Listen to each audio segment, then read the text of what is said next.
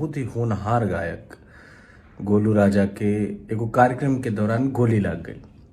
हम काले से उनका के 2-3 बारी फोन ट्राई कैनी बट फोन लागत नहीं के स्विच ऑफ बतावता। तो हमरा पता चलल कि वो बनारस में एडमिट बाड़े। तो हम अपना बड़का भैया के जौन अभी बनारस में बाड़न उनका भी भेजनी और कहनी कि जाके देख ला कोनो दिक्कत ना होके बनारस में बाड़न लोग। तो बड़का भैया गइल भी रहन। वो अभी उनका हालत में सुधार बा, वो ठीक बाड़न। एकरा आगे के बात ई बा, हम जौन कहे खातिर वह सबके सामने आइल बनी कि एगो गायक जौन केहू के द्वार पर जाला चाहे कोनो मंच पर जाला, वो कोनो घर के बहुत दुलारा लड़का होला, कोनो माई के बेटा होला, कोनो बाप के आँख के तारा होला।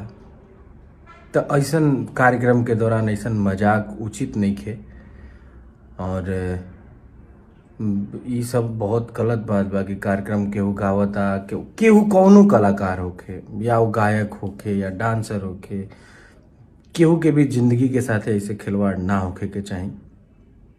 और हम सरकार से अनुरोध करब कि जितना भी ये टाइप के कार्यक्रम होला, जौन प्रोग्राम होला, एमे जौन भी असलहा हथियार सब पर पाबंदी लगावे, ताकि जौन ये तो कार्यक्रम प्रोग्राम एगो मनोरंजन खातिर होला, तो सीधा तौर पर खाली मनोरंजन हो सके।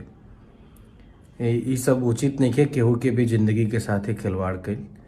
अभी तो जांच के विषय बा कि वो गोली संजोग बस लाग गई या फिर जानबूझ के मारल गई। लेकिन अगर ये जड़ के ही ख़त्म कर देवल जाओ कि कार्यक्रम में प्रोग्राम में असलहा हथियार अलाउ ही ना कइल जाओ, तो इन सब चीज़ों से निजात मिल सकेला।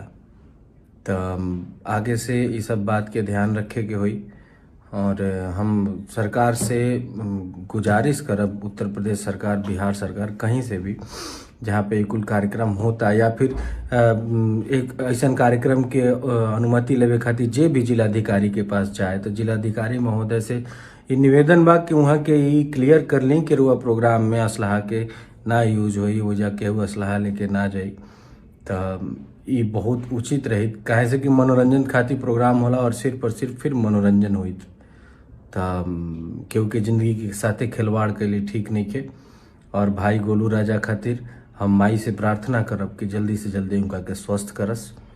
और हमनी सब भोजपुरिया लोग के एकरा से सीख लेवे के चाहिए कि आगे से ऐसे कुल प्रोग्राम में हथियार असलहा के प्रयोग ना कइल जाओ। जय हिंद, जय भोजपुरी।